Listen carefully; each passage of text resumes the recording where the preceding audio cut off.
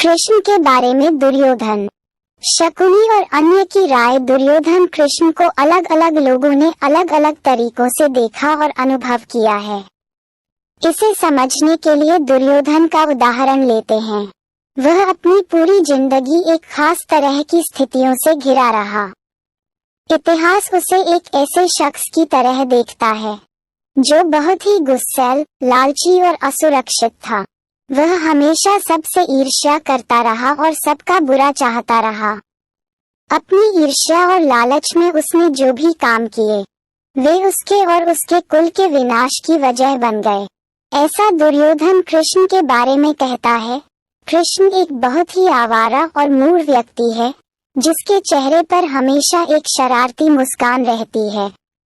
वह खा सकता है, पी सकता है, गा सकता है, प्रेम कर सकता है, झगड़ा कर सकता है, बड़े उम्र की महिलाओं के साथ वह गप्पे मार सकता है और छोटे बच्चों के साथ खेल भी सकता है। ऐसे में कौन कहता है कि वह ईश्वर है? शकुनी महाभारत का ही एक और चरित्र है। शकुनी को कपट और धोखेबाजी का प्रतीक माना जाता है। वह कहता है, अगर हम मान लें कि वह भगवान है तो इससे क्या फर्क पड़ता है? आखिर भगवान कर क्या सकता है? भगवान बस अपने उन भक्तों को खुश कर सकता है जो उसकी पूजा करते हैं और उसे प्रसन्न रखते हैं। होने दो उसे भगवान, लेकिन मैं तो उसे बिल्कुल पसंद नहीं करता। जब आप किसी को बिल्कुल पसंद नहीं करते तब भी आपको उसकी प्रशंसा करनी चाहिए। राधा कृष्ण की बचपन की सखी और प्रेमिका राधे उनको बिल्कुल अलग तरीके से देखती थी। राधा कौन थी? एक साधारण सी गांव की लड़की जो दूध का काम करती थी। लेकिन राधा के नाम के बिना कृष्ण का नाम अधूरा माना जाता है क्योंकि कृष्ण के प्रति उनमें अत्यंत श्रद्धा और प्रेम था। हम कृष्ण राधे कभी नहीं कहते हैं, हम कहते हैं राधे कृष्ण। एक साधारण सी गांव की लड़की इतनी महत्वपूर्ण हो गई जितने कि स्वयं कृष्ण, और कहीं कहीं तो वे कृष्ण से भी ज्यादा महत्वपूर्ण हो गई है। कृष्ण के बारे में राधा कहती है, कृष्ण मेरे भीतर हैं।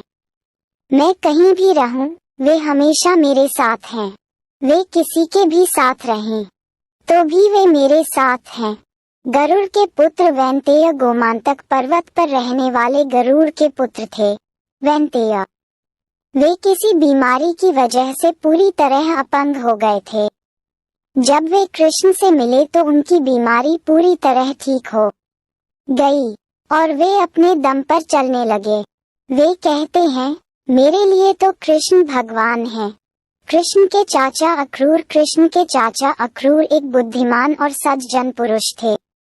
उन्होंने कृष्ण के बारे में अपनी सोच को इस तरह बताया है, इस युवा बालक को देखकर मुझे लगता है मानो सूर्य, चंद्र, तारे सब कुछ उसके चारों तरफ चक्कर काट रहे हों। जब वो बोलता है तो ऐसा लगता है मानो कोई शाश्वत और अविनाशी आवाज सुनाई दे रही हो।